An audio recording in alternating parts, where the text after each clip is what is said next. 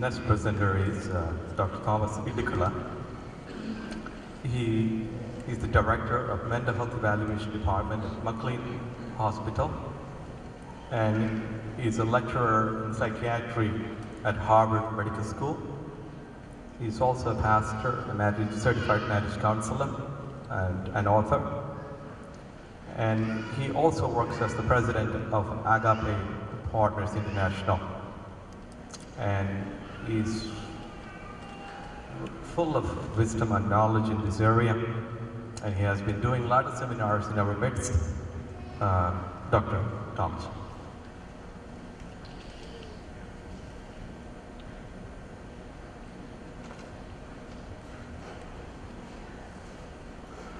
Thank you, Stanley. Indeed, it is a pleasure to be with you all this morning, discussing the medical, psychological, social, and spiritual aspects of our families and what we are going through. I know that we have very little time, but I will try my best. My message is, yes, our marriage, family, children can be restored. I believe that. A lot of medical information, a lot of statistics, but as we heard, it all may reside in our head, but it needs to go to our heart, then finally to the hands. The 3 points I would like to bring for today's discussion is, how would you describe the crisis that we are facing as today as far as family and marriage is concerned? Second, what kind of marriage are you in? Kind of a marriage checkup. We've been talking about the spiritual checkup for the last few days. Yesterday morning we had a wonderful seminar, amazing one. And this morning, let's get into deeper about our marriage. We are very good in pretending about our marriage, our family. And now things are, that's the limit how much we can pretend. Now it's becoming statistics, and some of the families are getting into legal issues. Thus, before it gets into a bigger problem, we must address this. We must talk about it. It's nothing wrong in that, so that until we study, diagnosis, and intervene, we won't be able to help, receive any kind of help. When Jesus looked at the problem, never he looked just the medical side of the problem, not just the psychological aspects of it, not just the spiritual side of it. He looked and always done the total transformation of the person. Thus, doctors, they speak the medical side, psychologists bring the mental aspects, the pastors often bring the spiritual aspects. I think that's a terrible mistake. We need to follow the holistic approach, the total transformation of the mind, body, and the soul. That is what Jesus did. Even the sub-specialization in the medical science now is not a good model. The evidence-based practice, the population medicine, all looking for an integrated model. That is what Bible is all about. We cannot separate this. And finally, I look into what makes a family strong. It's all in the Bible. There's a saying, men are from Mars, women are from Venus. Men are like waffles because they think in boxes. Women are like spaghetti, they connect things and process out loud. There is a fundamental differences how men and women think. The smart men always understand the emotional aspects of women, and smart women would understand the rigid mentality of men. Recently I have been in a discussion. I work in a psych hospital. In couple of minutes I have to explain what I see about the psychiatric patients.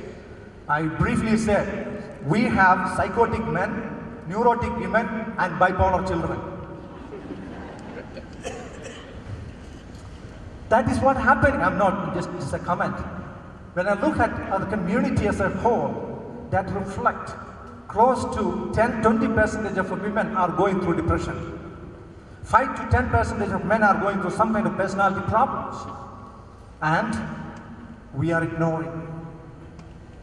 This is a real challenge.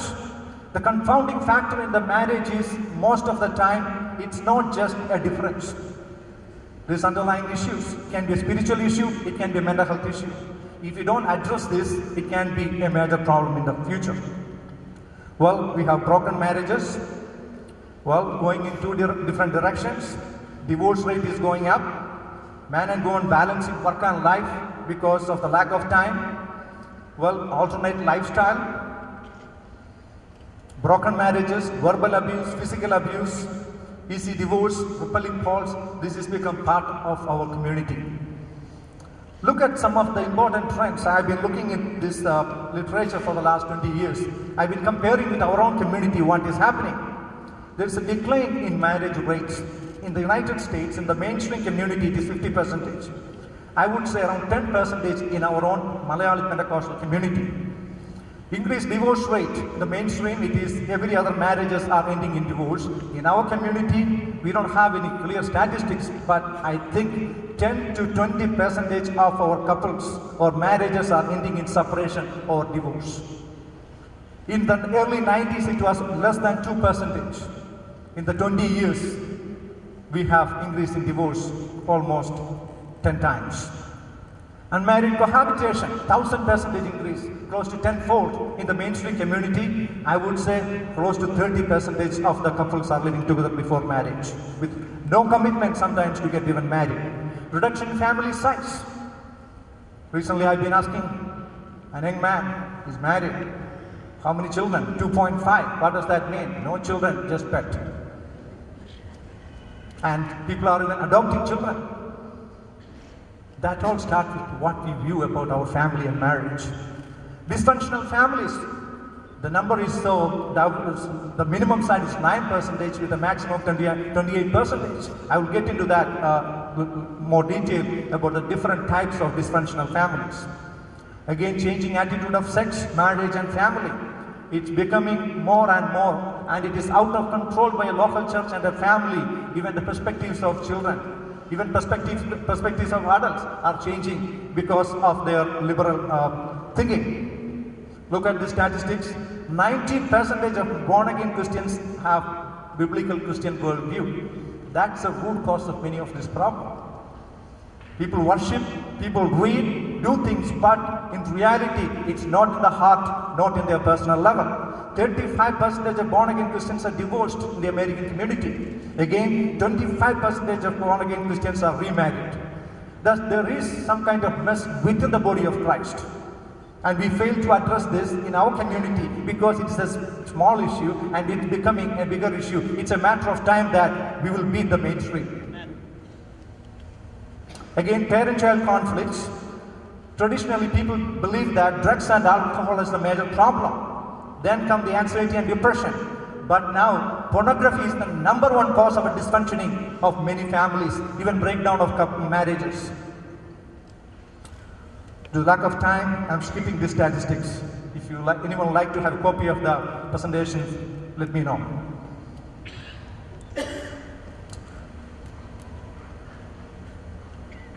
Skip the slide. Skip the slide, please. Could you please skip the slide?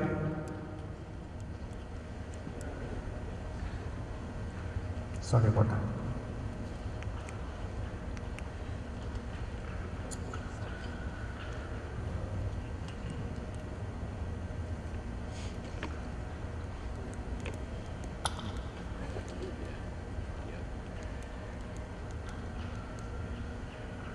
Well, let me get to the three views of the problem in terms of the marriage. The first generation have a traditional view, and the second generation, the American-born children, our own community have a modern view, and a minority has a Christian worldview. We are Pentecostals, but we are having three different views. Therefore, there is an imbalance, there is a conflict. But when you look at the types of families, we have 5 types when I look at our community.